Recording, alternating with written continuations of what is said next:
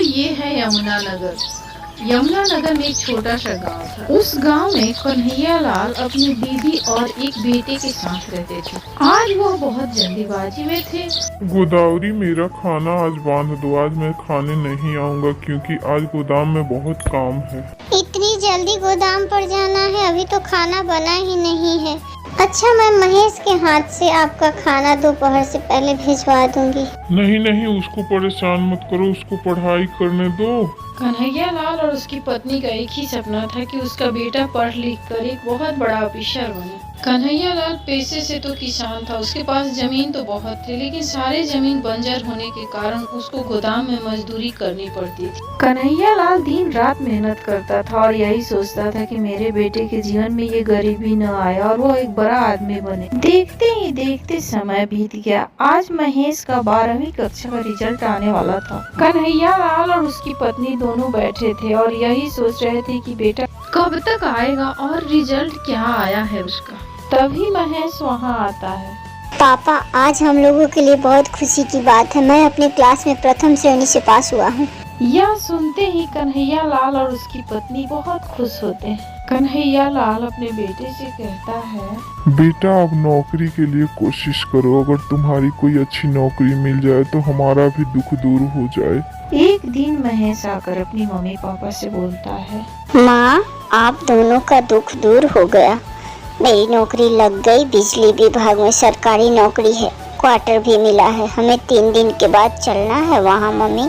यह सुनते ही उसके माँ बाप भी बहुत खुश है और तीसरे दिन वो शहर के लिए निकल जाते हैं। लेकिन उसकी मम्मी का मन जाने को बिल्कुल नहीं था। वो बार बार अपने छोटे से घर को घूम घूम के देख रही थी। दोनों माँ बाप को लेकर जब वो सरकारी क्वार्टर में पहुँचता है तो उसकी माँ बहुत खुश होती है। हमने जो देखा था सपना, वो पूरा हो गया। हमारा बेटा कितनी अच्छी जगह पहुंच गया।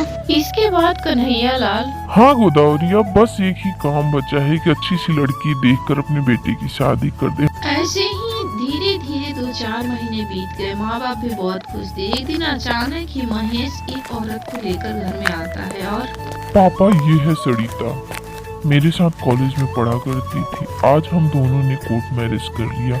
माँ, ये बहुत अच्छी लड़की है। आप दोनों की अच्छी से सेवा करेगी। आपको कोई परेशानी नहीं होगी माँ। यह सब देखकर कन्हैया लाल और उसकी पत्नी को तो अच्छा नहीं लगता है। फिर भी वो सोचते हैं कि बेटे की खुशी में ही हमारी खुशी है। उसके बाद वो दोनों अपने कमरे में चले जाते हैं। तब कन्हैया लाल अपनी पत्नी से, देखो, जो भी होना होता है वही होता है। लड़की तो बड़ी सुंदर दिख रही है, सब कुछ अच्छा ही होगा। और वाकई सरिता बहुत ही अच्छी थी। अपने सास ससुर पति सबका बहुत बढ़िया से ख्याल रखती थी, बहुत सेवा करती थी। कन्हैया लाल और उसकी पत्नी बहुत खुश थे। उसको बहू नहीं बेटी मानते थे वो दोनों। सब कुछ अच्छा चलते हुए भी कन्हैया लाल को एक बात खटकती थी। वो 2-3 बार देख लिया था अपने बेटे को बैग भर भर के पैसे लाते हुए। ये इतना पैसा कमाता है या कुछ गलत कर रहा है। सरिता, यह बैग पकड़ो और ले जाकर संभाल कर इसको अलमारी में रख दो। इधर उधर मत रखना, ठीक है? पहले जो दिया था वो भी संभाल के रखी हो ना। इतना कहने के बाद वो तुरंत वहाँ से चला जाता है। मम्मी पापा और किसी से कोई बातें नहीं करता है। ये रवैया देखकर कन्हैया लाल और उसकी पत्नी दोनों को बहुत कुछ खटकता है कि बेटा कहीं मेरा गलत रास्ता तो नहीं पकड़ लिया है। और यही बात सरिता अपने सास ससुर से कहने ही वाली थी। तभी वो बैग लाके पकड़ाता है। फिर वो बैग खोलने के लिए कन्हैया लाल बोलता है। सरिता जब बैग खोलती है तब, अरे पापा जी, इतने सारे पैसे कहाँ से लाए हैं? एक दिन और मुझे बैग भर के पैसे ला कर दिए हैं। मुझे तो डर लग रहा है। कन्हैया लाल सब कुछ समझ जाता है। अगले दिन बेटे को बुलाकर, महेश, इतने सारे पैसे तो तुम्हारा तनख्वाह भी इतना नहीं है, कहाँ से ला रहे हो बेटा?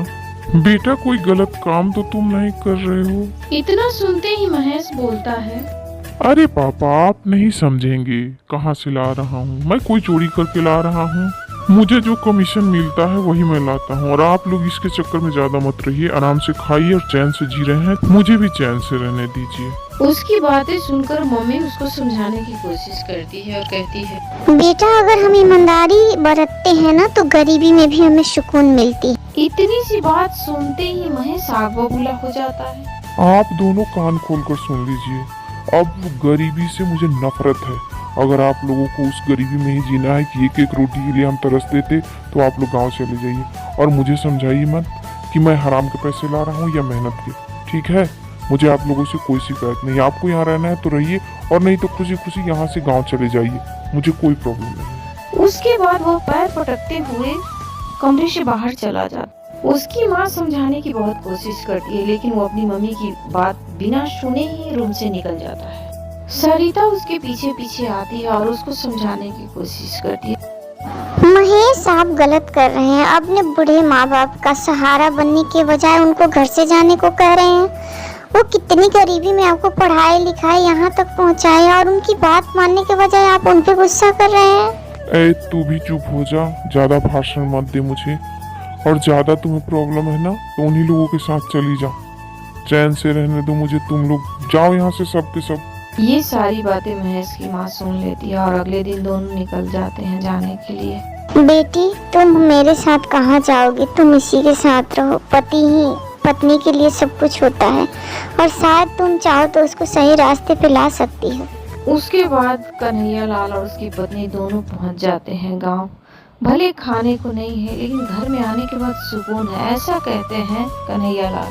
दूसरे दिन दोनों गेट के बाहर बैठ, अब हमारा पेट कैसे भरेगा? हम गुस्से में तो वहाँ से चले आए, लेकिन हमारा यहाँ गुजारा कैसे होगा? उसकी माँ रो रही थी और ये सब बातें कन्हैया लाल से कह रही थी।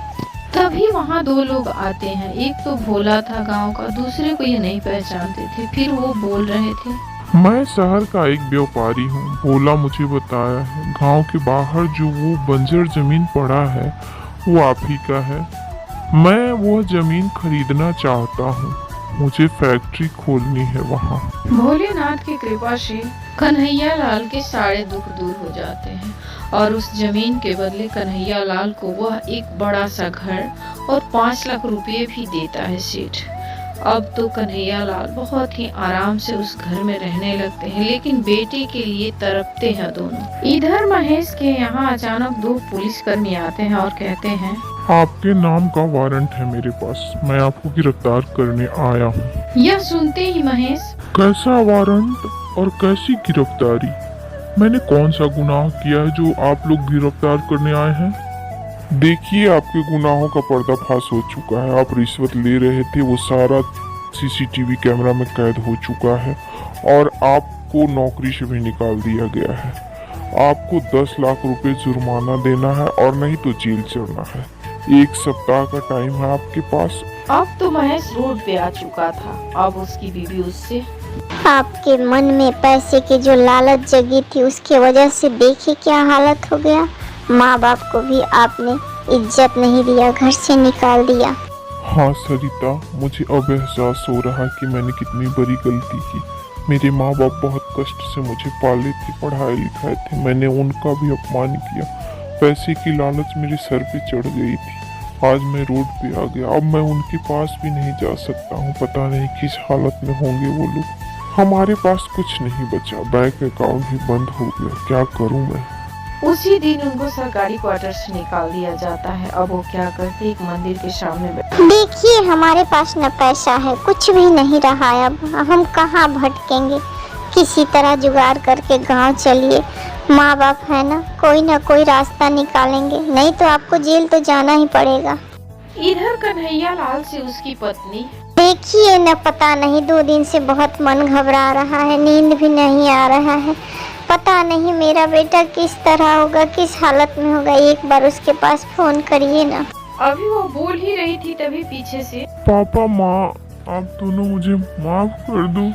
महेश रोते हुए अपनी पूरी कहानी माँ बाप के सामने सुनाता है और अपनी गलतियों के लिए माफी मांगता है। अपने बेटे को इस हालत में देखकर कन्हैया लाल बहुत दुखी होता है और फिर उसको समझाता है, बेटा अब तुम चुप हो जाओ, अब तुम मत रो, मेरे पास आ गए हो ना, मैं सब कुछ ठीक कर दूंगा। बेटा तुम्हें ये जीवन में ये सबक मिलना बहुत जरूरी था।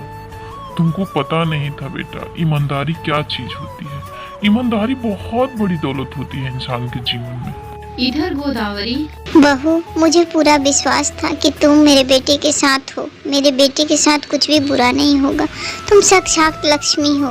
सुबह का भूला शाम को अगर घर वापस आ जाए तो उसे भूला नहीं कहते बेटा। अब सब ठीक हो जाएगा। बेटा आप चिंता मत करो, जुर्माने के लिए पैसा हमारे पास है, तुम जेल नहीं जाओगे। तुम्हें ठोकर लगना जरूरी था बेटा, अगर तुम्हें ठोकर नहीं लगती तो तुम सबक नहीं सीखते। दोस्तों, यदि कहानी पसंद आए तो हमारा प्रोत्साहन बढ़ाएं। धन्यवाद।